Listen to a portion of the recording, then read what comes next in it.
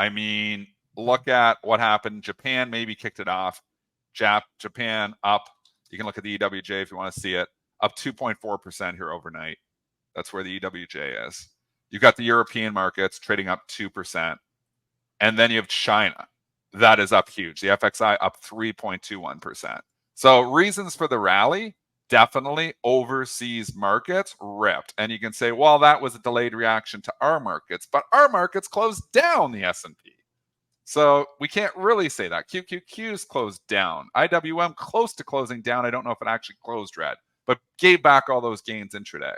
So the overseas market's actually saving the U.S. markets here overnight with the incredible action starting at 7 o'clock last night with Japan. Started going up, and then they really started buying the S&Ps overnight.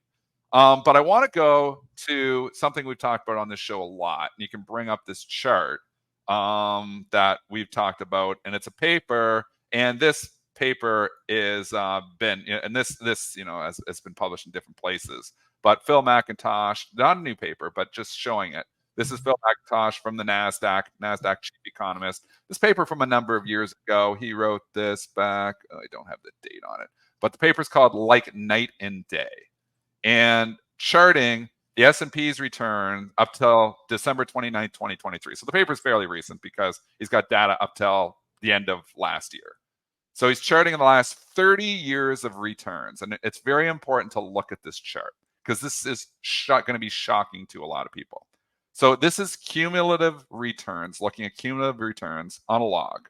But if you actually look at the stats, over the last 30 years, combined intraday returns, the combined intraday return over the last 30 years, not every year, talking the combined return intraday over the last 30 years, meaning buying the open and selling the close. If you were to do that over the last 30 years, you're only up 12% at the end of 2023. The markets are only up 12%, barely positive, not 12% a year, 12% total.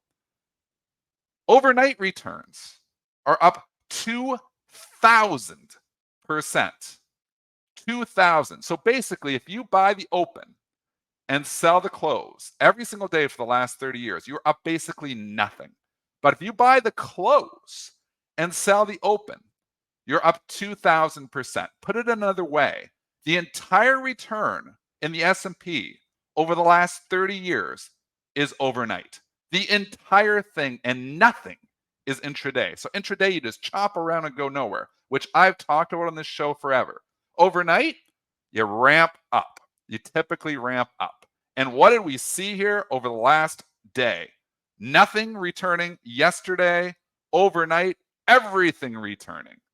This paper is the last 2 days. This is why, folks, I switched primarily to overnight trading 15 years ago because I saw my returns were better overnight. I'm not that, I always say I don't trade 10:30 to 2:30, middle of the day, because it's just choppy, random walk going nowhere.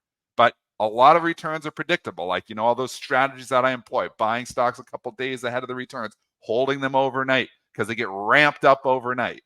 This is just a crazy stat, absolutely crazy. It's telling you you're intraday day trader, you're day trader that says, I don't hold anything overnight because there's risk. Hard to make money when the markets go nowhere intraday.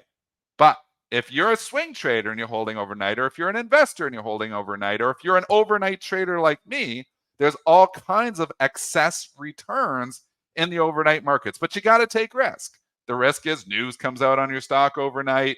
Other things can happen. We know there's macro headlines that come out overnight, but just shocking statistic there. And again, Phil's not the only person that said this. This has been out there. It's not like this paper just enlightened us. We know that there's always overnight, but he's done a really nice job of simplifying it. Just go scroll up a little bit. It says, in fact, you can see those stats over 30 years in this chart. Intraday returns, go down a little bit. You just missed it. Go slower. Right there. Show that. Intraday returns, barely positive over the last 30 years. Cumulative, not 12% a year, 12% total. Overnight returns, up close to 20-fold. So keep that in mind, folks, when you're sitting here and trying to buy stocks intraday, and I don't hold overnight. It's a tough gig. it's a lot better gig to be looking at strategies that include overnight trading, especially if you're a long investor.